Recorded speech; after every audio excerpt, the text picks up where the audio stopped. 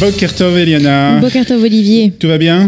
Tout va très bien. Je dois dire que si on parlait de Wikipédia, et ben là c'était l'occasion de dire que j'utilise beaucoup Wikipédia, voilà, tous les matins, tous les jours. Alors pourquoi l'avez-vous utilisé aujourd'hui? Eh bien aujourd'hui nous sommes le 15 avril et le 15 avril c'est le jour de la date d'anniversaire de Brachat Sfira. Alors Brachat Sfira, ça vous dit quelque chose? Pas du tout. Pas du tout. Mais voilà, on va en parler un petit peu. Vous allez voir que vous êtes mais je suis là pour ça, pour voilà, apprendre. Exactement.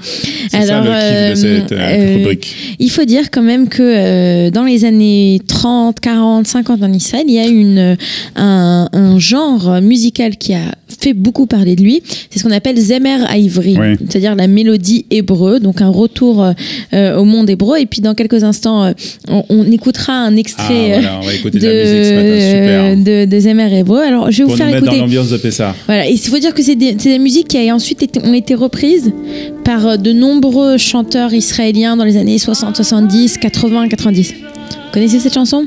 Bien sûr. Vous connaissez ou pas? Tout. Bon, ça fait partie des chansons. Disons que ça fait, voilà, c'est le genre de ces années-là. Je veux dire, cette chanson, elle a été très très connue parce que dans les années 60, Arik Einstein, 70, Arik Einstein a fait 3 immenses albums qui s'appelaient justement Zemer. Ça s'appelait, je sais plus comment ça s'appelait, Zemer Haïvri, mais bon, toutes ces musiques, elles ont été reprises. Voilà, donc ça, c'est la personne qui chante, c'est Brachat Sfira. Alors Brachat Sfira, elle a une histoire, voilà, elle a une histoire assez incroyable. Elle est née à Jérusalem à la date d'aujourd'hui, en 1910. Elle vient d'une famille qui vient de Sanaa, ou Tzna en hébreu. C'est au Yémen. Au Yémen, exactement. Et en fait, ses parents vont décéder quand elle est toute petite, à l'âge de 3 ans. Elle est elle-même orpheline. Et donc, elle va passer du temps à droite, à gauche. Elle va être d'abord dans un orphelinat et ensuite, elle va passer d'une famille à une autre. Et en fait, en passant d'une famille à une autre, elle va rencontrer des populations différentes. Donc, elle vient d'une famille yéménite, mais elle va rencontrer des juifs ashkénazes, des juifs russes, des juifs irakiens.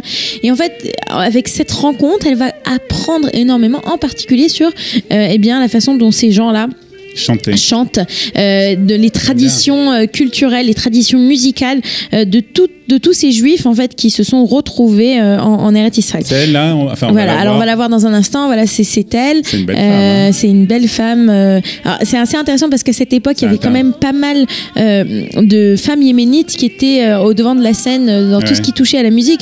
Shoshana Damari aussi, c'est la même histoire. C'était pas encore l'époque d'Ofra Haza. Non, c'est pas Ofra Haza, c'est bien plus tard. Mais on a quand même ces femmes yéménites. Alors la particularité, je vais y arriver dans un instant. Juste, j'avance un tout petit peu. Elle commence à chanter. Elle se fait reconnaître pour sa voix, pour son accent guttural, pour la puissance. Je sais pas si vous entendez la puissance de sa voix.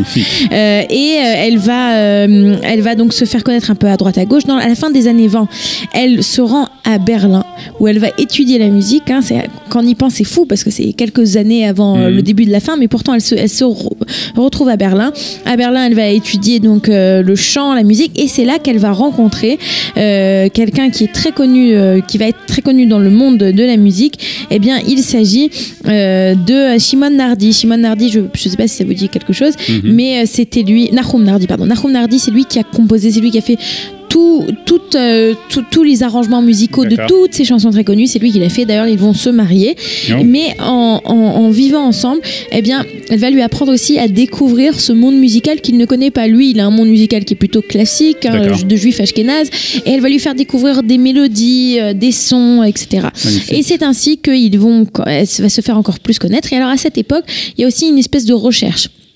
Cette recherche, c'est de revenir à une authenticité hébreu, israélienne. Et donc, cette authenticité va passer d'abord par l'accent guttural, les aïn, les het, toutes ces lettres qu'en fait, en tant que juif ashkénaze, on ne les connaissait pas, on ne savait pas qu'elles existaient. Et bien qu'il y ait une majorité ashkénaze à cette époque en Eretz Israël, il y a cette volonté de revenir à cette authenticité qui est cette fois-ci séfarade. Donc ça, c'est la première chose. Et ensuite, on va composer ces chansons, on va utiliser, Nahum Vardi va mettre souvent en musique les paroles de Chaim Bialik, donc du Meshorer Aleomi, du poète national. Il va les mettre en chanson, en musique, ces paroles, et c'est Brachat Sfira qui va chanter ça avec une force incroyable. Alors elle va divorcer un peu plus tard, Nahum Nardi, et elle va se marier avec quelqu'un d'autre. Je ne sais pas si ça vous dit le nom. C'est un violoniste de l'orchestre philharmonique israélien de l'époque. Il s'appelle Ben Ami Zilber. Ils vont avoir un enfant qui s'appelle Ariel Zilber. Voilà, donc c'est la maman d'Ariel Zilber.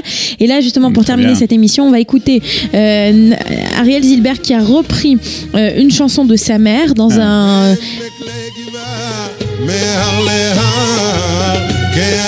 Voilà, on va dire qu'il a vraiment repris, il a fait un nouvel arrangement, mais voilà, donc Bracha Tzfira, en fait, c'est la maman d'Ariel Zilber, ce chanteur israélien qui est véritablement... En fait, c'est une femme qui a eu une très belle vie, une vie active, une vie en chanson, on va dire ça comme ça. Très bien, voilà. Moi, je vous conseille en tout cas de mettre cette musique pour faire le ménage de Pessah, ça va vous aider. On sortira sortie d'Égypte, c'est ça? Merci beaucoup, Liana. Bonne santé, à demain pour un autre rendez-vous avec un jour notre histoire. Vous aimez l'histoire juive? Retrouvez Liana Gurfinkel dans Un jour notre histoire sur Studio Kalita, c'est tous les matins, pour découvrir ensemble les événements et les personnages qui ont fait notre histoire.